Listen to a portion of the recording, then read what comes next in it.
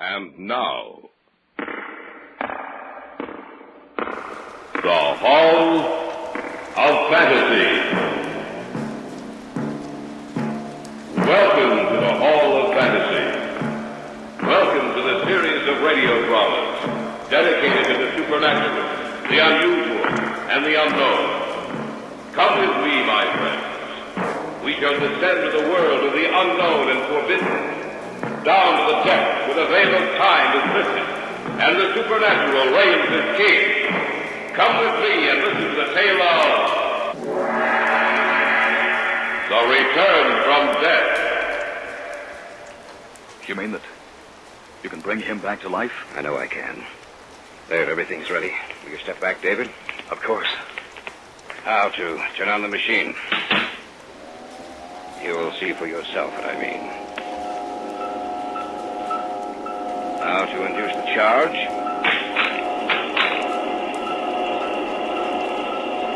How much voltage are you using? 25,000. That's enough. Now look at him, David. Wait. He's alive. He was dead, but now he's alive. In just a moment, the Hall of Fantasy will present The Return from Death. And now for our story. An original tale of fantasy by Richard Thorne entitled The Return from Death.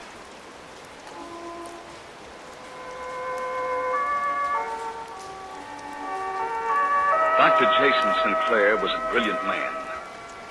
He was one of my instructors at medical school. He gave of his knowledge freely, creating in the students a desire to learn, imparting some of his own enthusiasm for his subject into the minds of his students. I always looked forward to his classes. After I received my degree, I lost track of him for several years. But one evening when I was ready to leave the research center... Hello? May I speak to David Cummings? Speaking. David, this is Jason Sinclair. Dr. Sinclair, it's good to hear from you. I was wondering if you'd remember me. Of course I would. All of us who studied under you owe you more than we can ever repay. What are you doing this evening? Well, actually nothing. I'd like to see you, David. Why don't you come over to the house tonight? It'll be a pleasure. You still live at the same place? Yes, the world may change, David, but Jason Sinclair and his habits don't. I'll be expecting you about 8. See you, David? Come in. Good to see you, Dr. Sinclair. You can forget the doctor part of it, David. Call me Jason. You're not in school now. How long's it been? I've lost all track of time. You received your degree in 1943. It's been 10 years. I didn't realize it was so long. You haven't changed, you know, Jason. Only 10 years older, that's all. Oh, do you remember my daughter, David? I believe she was That's right. She was in my class. How are you, Elaine? Fine, David. It's good to see you again. Are you working with your father? Yes. Sit down, David. Sit down. Can I pour you a drink? Not right now, thanks. Are you still with the college, Jason? No, I left there some time ago. Oh, really? How come? I wanted to devote more time to research. I see. David, are you happy with your present position? Well, I hadn't stopped to think about it. I guess I am. That's a shame. Why do you say that? I was wondering if you'd like to work with me. I don't know. I hope you'll forgive me for hesitating, Jason, but I've been with Associated Chemical for several years. I understand, David. It's only natural that you'd hesitate. Why, of course. Dad doesn't want to push you into this, David. You're perfectly free not to accept. Of course, I would like to have you with me. I can guarantee you more than you're getting now. Well, that's a pretty good inducement. I'd like to work with you, David. I'm sure you'll find it interesting. What are you working on, Jason? Come, I'll take you downstairs, and you can see me. You remember some of our discussions years ago about death and the possibility of bringing back to life a man that medical science had pronounced dead? Yes, I do. Well, that's what I've been working on. Oh? Have you had any success? Quite a lot. More than I'd expected this early. I'll show you.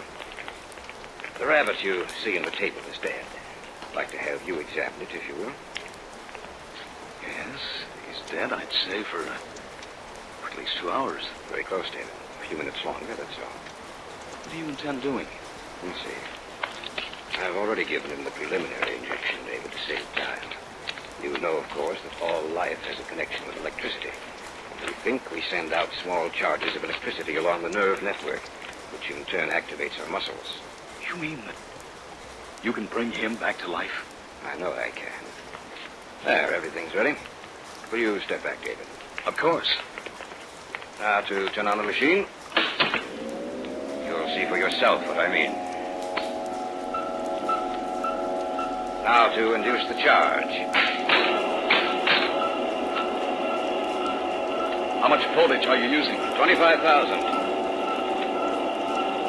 That's enough. Now look at him, David. What? He's alive. This animal's alive. Yes, David. But there's something strange about him. How do you mean?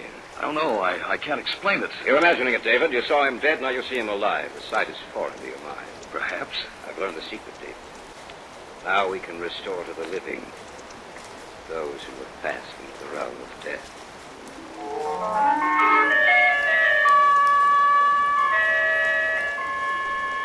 Although Jason Sinclair passed over my objection, I still couldn't get the thought from my mind. There was something strange about the animal. Something seemed to be missing. We went back upstairs. Jason left the room to get the papers he'd written explaining the various steps he'd taken in his experiments. I was left alone with Elaine. Did you see it? Yes. It's amazing. Are you going to work with him? I think so. David, I wish you wouldn't. Why not? Did you notice the rabbit after he returned it back to life? Yes. David, didn't it look foreign to you, as if something were missing? I noticed something, but I couldn't put my finger on it. That's what I mean. David, I don't think you should do it. I don't see why. Elaine, think what a boon this would be to the world. Will it, David? Of course. I'm not too sure about that. Elaine, you, of all people, should have faith in your father. I don't, though, David. Why not? Because I don't believe that once an animal is dead, it should be returned to life. It should remain dead. Because when it dies, its spirit dies with it. And when Dad brings these creatures back, the animal lives, true enough. But, David, it's like an automaton. The body may live, but the thing which gave it personality is dead. I'm still going to work with him, Elaine. Do you know what you're getting into? Dad is a precisionist. He'll experiment and experiment until finally he'll want to try it on a man. And where is that man going to come from, David? Where is he going to come from?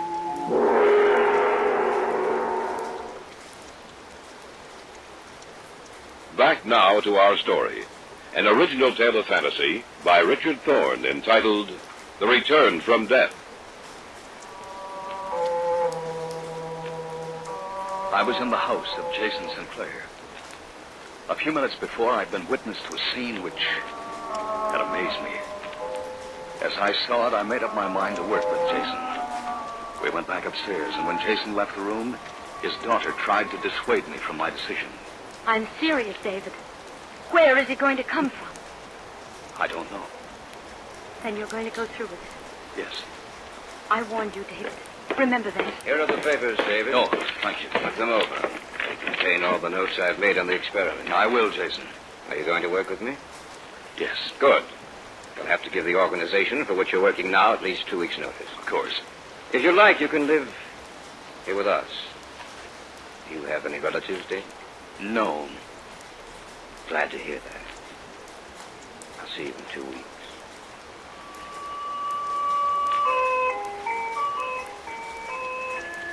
Two weeks later, I moved in with Jason Sinclair, and we began working.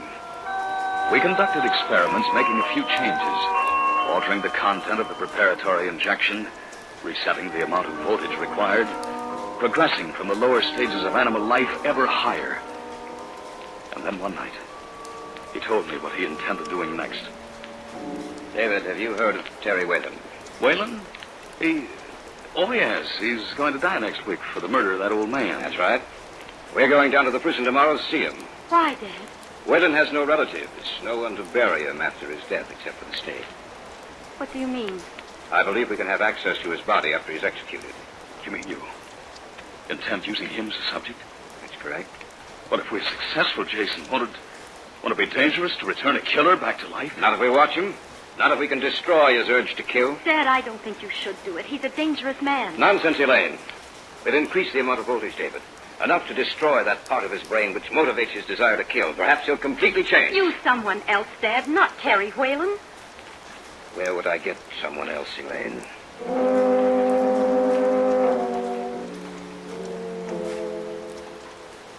We arose early the following day and drove out to the prison.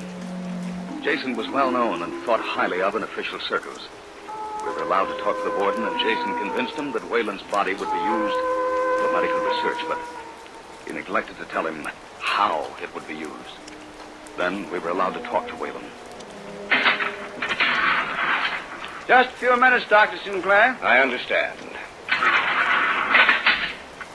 Who are you? My name is Jason Sinclair, Mr. Whalen. What do you want? Talk to you. So talk? You're to be executed next week, Mr. Whalen. Look, if you come here just to tell me that, I got a surprise for you. I already know it. I'm a doctor, Terry. We'd like to use you as the subject of an experiment. Sure, go right ahead. Not now, Terry, after you've been executed. What do you mean? Where are you from? You from one of those medical colleges? Listen, I don't go for that stuff. No, sir, if that's what you're here Terry. for, I propose to bring you back to life. You mean after I'm dead? That's right. You're crazy. You sound like you've been in stir too long. I'm serious. We can do it. You mean... you mean you can actually bring me back to life? That's right. That's pretty good. Yeah, and they can't punish me a second time, can they? They can't kill me twice. You agree to it, then? Sure, Sawbones. Sure, I agree to it. Anything to get another chance.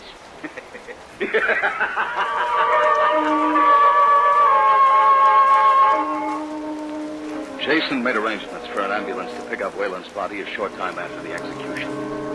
That night, the night Whalen settled his death with a stake, a storm broke. We stayed in the house and waited. The ambulance was already at the prison, waiting for its passenger. What time is it? Almost 12. I wish you hadn't arranged all this, Dad. Nonsense, Elaine. Well, that is 12 o'clock. Time is to die. It's only taken 3 hours, even in this storm, to get back here, Jason. That's right. When they do, David, they'll have Whalen with them.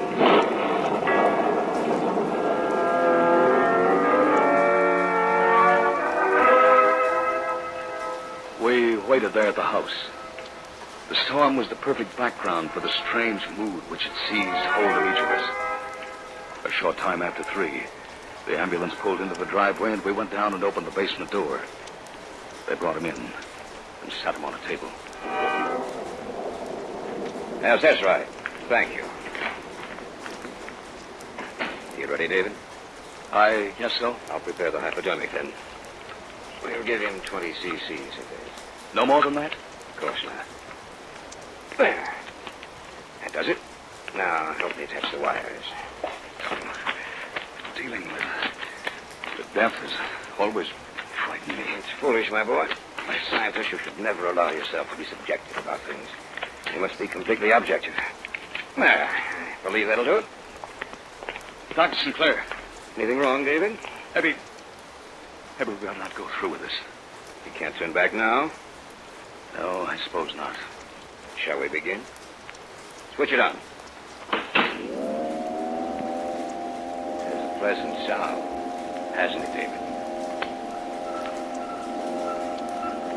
What's the reading? 10,000. Increase the charge.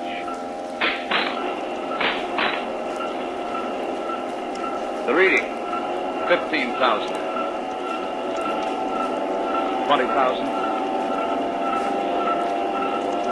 23,000. 24,000. 25,000. Shall we stop? No. You must destroy his desire to kill. 26,000. 27,000. That's enough. Turn it off. Now, take a look at it. Place the contact microphone in his chest, David. Yes, Jason. Listen, David. You're listening to the sound of his heart, David. The beating heart of a dead man. We've succeeded. We've brought him back from death.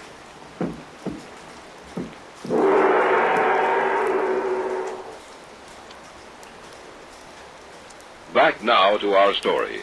An original tale of fantasy by Richard Thorne entitled The Return from Death.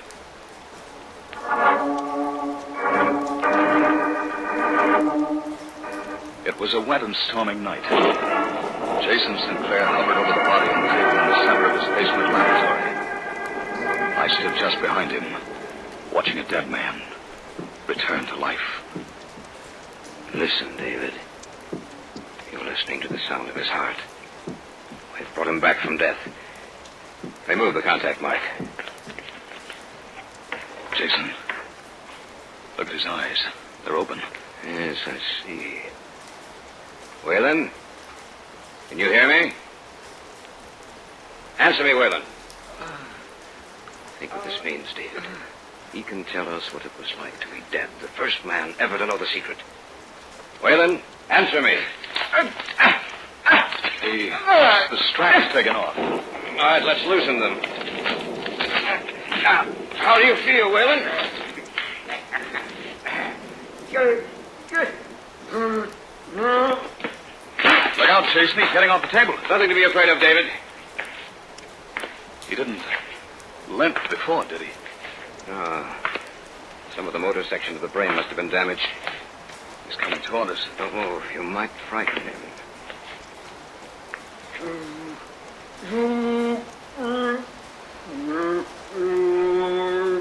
Look at his eyes, Jason. They're not human. Quiet, David. He's trying to say something. I can't understand you, Whalen. What are you trying to say? He's patting you on the back. Trying to thank me, no doubt. All right, that's enough, Whalen. I understand you appreciate... Take his hand away from my throat, David. That's enough, Whalen. Look out, David. I see him. You knocked him out. Yes. You shouldn't have done that. Are you serious, Jason? I was protecting myself and you, for that matter. He wouldn't have hurt me. You didn't seem to think that when he had his fingers around your throat. Well, I admit that I was frightened. All right. What are we going to do with him? Well, keep him down here. Teach him to talk again. Seems to have lost the power of coherent speech. Look at him, Jason. Why? Is there anything wrong? I don't know. But looking at his face now, I have the strangest feeling that he's not really a human being anymore. That something's missing. That he's a mad, vicious creation of the devil. You're talking like a fool, David. Perhaps you're tired, and now I am. He can't get out of here. You lock the doors, and the windows are barred. Let's go upstairs. All right, Jason. But remember what I said.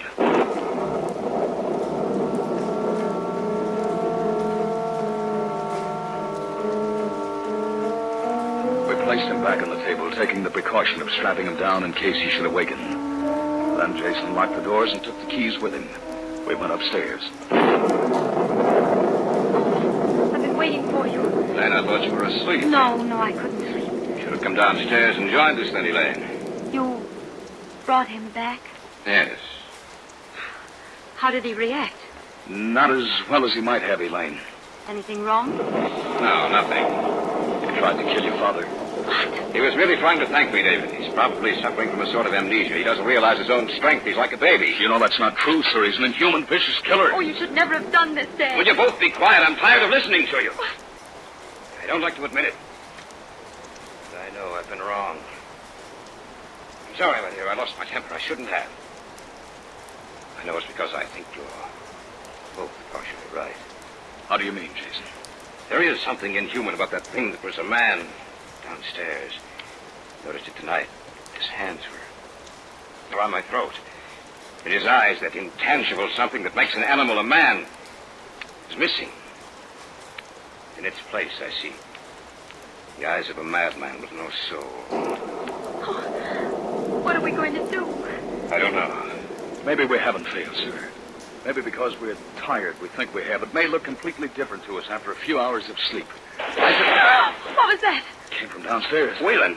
We had him strapped to the table. He must have gotten loose. That was the door. He's trying to knock the door down. We have to stop him. But how? Elaine, get my gun. All right, Dad, I'll be right back. I tried not to admit it, David, but that was only lying to myself. You and Elaine brought me to my senses. You were right all along, about the rabbit, about the other animals, and especially about Whalen. He must be destroyed. He's a monster without feeling. Here, Dad, here's the gun. Thanks. I'm going down there and...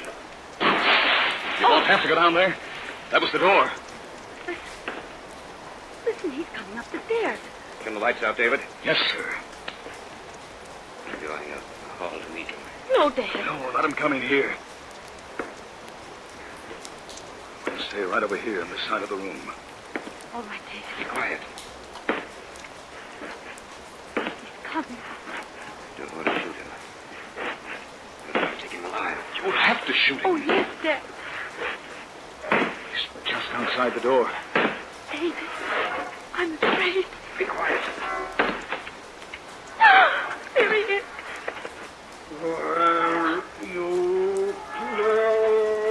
He's searching for me. Be quiet. He's looking this way.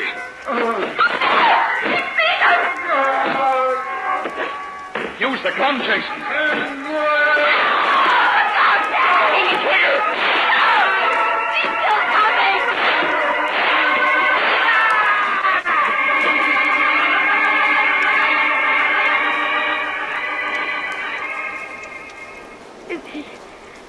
Is he dead? Yes. Look at his face now, David. Yes. I see it. It's composed. Looks human again. Perhaps we're not meant to tamper with the natural laws of life and death, David. I see that now. But it took Whalen's return from death to prove it to me.